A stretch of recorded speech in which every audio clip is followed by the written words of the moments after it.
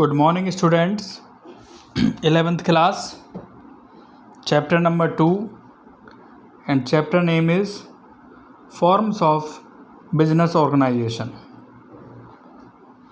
Classwork number 26 and the topic is merits या advantage of partnership. क्या merits होते हैं, क्या एडवांटेज होते हैं पार्टनरशिप के।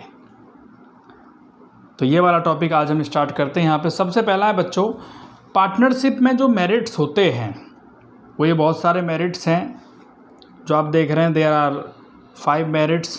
यहाँ पे मैं आपको डिस्कस करूँगा, बताऊँगा। ये चार्ट आप देख रहे हैं, यहाँ पर चार्ट में देख रहे हैं मेरिट्स एडवांटेज ऑफ पार्टनरशिप। पहला है easy to form. Easy to form का मतलब है कि इसे हम इजीली स्टार्ट कर सकते हैं।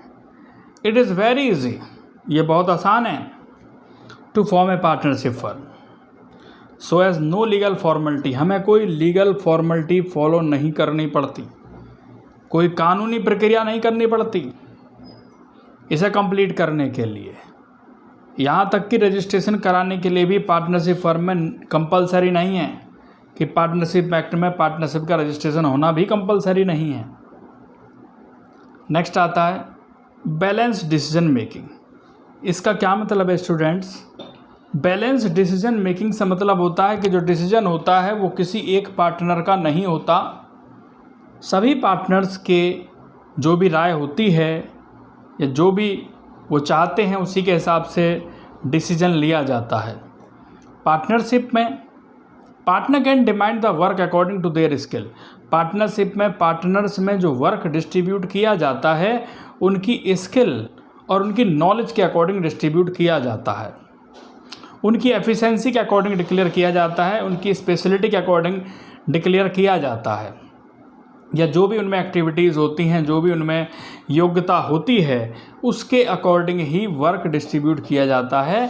तभी हम इसे क्या कहते हैं, बैलेंस डिसीजन मेकिंग। तो सभी का जो डिसीजन होगा वो सभी जब डिसीजन लेंगे किसी भी वर्क के लिए तभी वो अप्लाई होगा। नेक्स्ट आता है लार्जर फाइनेंशियल रिसोर्सेज।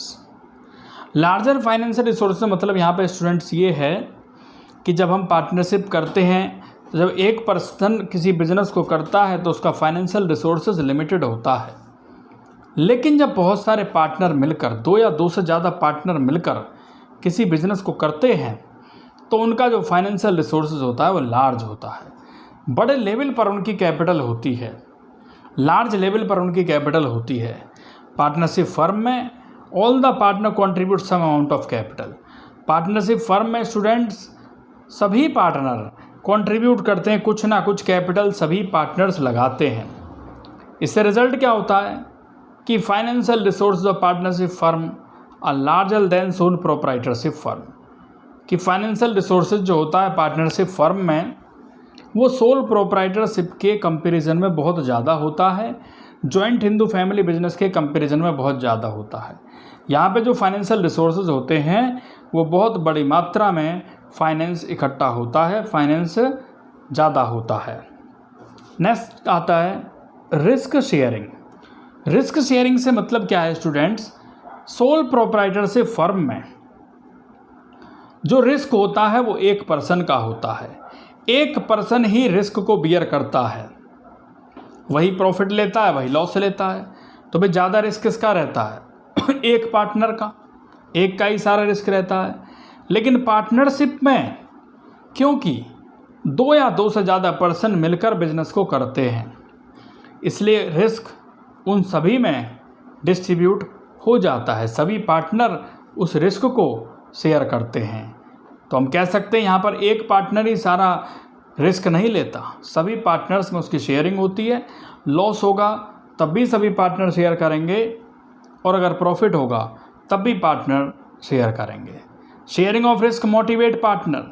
जो ये रिस्क शेयरिंग है ये मोटिवेट करती है पार्टनर को कि हम रिस्कियर प्रोजेक्ट ले सकते हैं और ज़्यादा से ज़्यादा प्रॉफिट अर्न कर सकते हैं।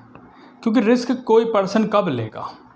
जब से पता होगा कि भाई मेरा लॉस की संभावना कम है, लॉस तो है लेकिन उसे हम शेयर कर लेंगे, उसे हम सब बांट लेंगे, तो वो रिस्क ले सकता है। और अगर मैं इस पर ये कहूँ कि भाई सोल प्रोप्राइटरशिप बिजनेस में एक ही पार्टनर का रिस्क होता है, तो उसकी एक लिमिटेशन होती है कि वो कितना रिस्क ले सकता है। लेकिन यहाँ पर क्योंकि जो रिस्क है वो सभी पार्टनर्स में बंट जाता है, इसलिए इसे क्या कहते हैं, रिस्क शेयरिंग। नेक्स्ट आता है आपका सीक्रेसी। सीक्रेसी क्या होता है स्टूडेंट्स, कि इसमें पार्टनरशिप में जो ये जितनी भी इंफॉर्मेशन होती है, जो उसके अकाउंट्स होते हैं, वो सीक्रेट होते हैं।